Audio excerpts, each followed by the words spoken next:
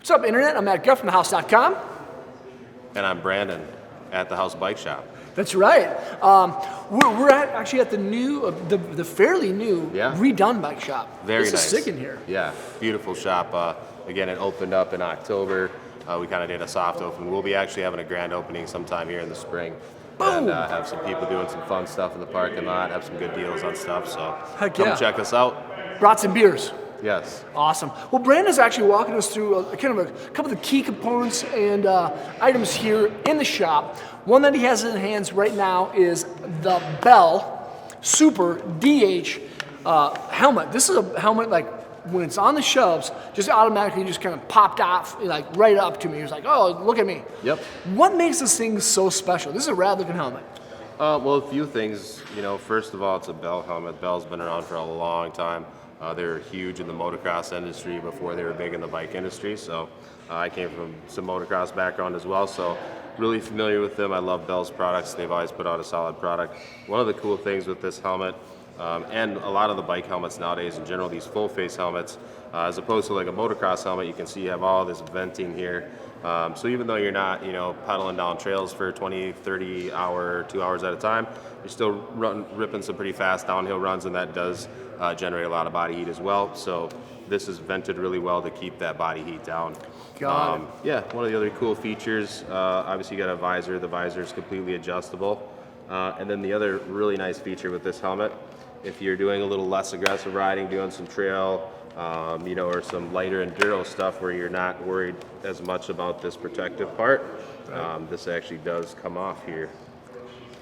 There's one in the back too. There we go. That's actually not too bad, right? No. So that's your whole like face protection piece that comes off. And then you've just kind of got your standard mountain bike enduro helmet. Still, even this way, really cool looking helmet. Really sharp looking helmet and really protective. The MIPS is a big kind of innovation in helmet technology. What MIPS does basically is what they figured out over time is that when you're crashing, a lot of times the neck injuries happen from the bounce off of the ground. Wow. And twisting your head and moving it in weird directions. So what MIPS does is it allows your head, as you hit, the helmet can actually move around and not snap your head back as much. So prevents a lot of neck injuries and head injuries. So Got it. really good technology. Yeah, it's a good looking helmet, and there's dial adjustability too. So if you want a better like crown fit, you have that. It's real easy too. You just reach back here. Dial it in. Yep. Now, when you ride with a helmet with a visor, do you generally move it down? Do you move it up, or why does the Super Downhill have an adjustable visor? Yeah, it depends on where the sun is in the sky. First of all, what time of the day it is. It depends on also the trail that you're riding. Mm-hmm. Some are a little more covered by foliage and whatever else, and some aren't. So kind of depends on the trail you're riding, and again, what time of the day it is. So just to keep that sun out of you. If you're riding through a trail and you come out, especially if you have that coverage, and then you pop out and it's really sunny. Blinded. This is really nice to just kind of tip your head down so you're not, you have time for your eyes to adjust, basically. Got it.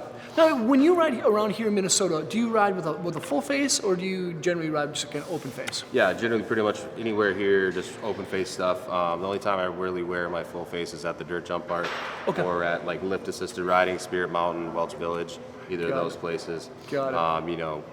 Or if you're doing some rad, like gnarly street riding maybe. But yeah, for the most part, you wear your open face unless it's dirt jumping or higher consequence riding. Yeah, that's good to know, because like as the summer kind of approaches, I've been looking into new gear. I'm like, man, those full face helmets look really cool, but I don't want to be that nerd that's out there like, look at that dumb guy with the full face. Yeah, going 5 miles an hour on the cross country trail with a full face helmet on. No. Yeah, it's probably I've seen gonna it. be. Yeah, it's happened. Well, that's awesome. Again, like you're right.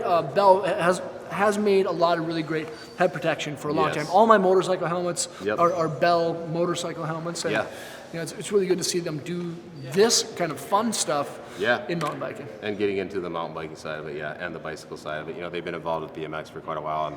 But again, motocross, if you look at their history with motocross goes way, way, way back to the early 70s. So the Bell Moto 1.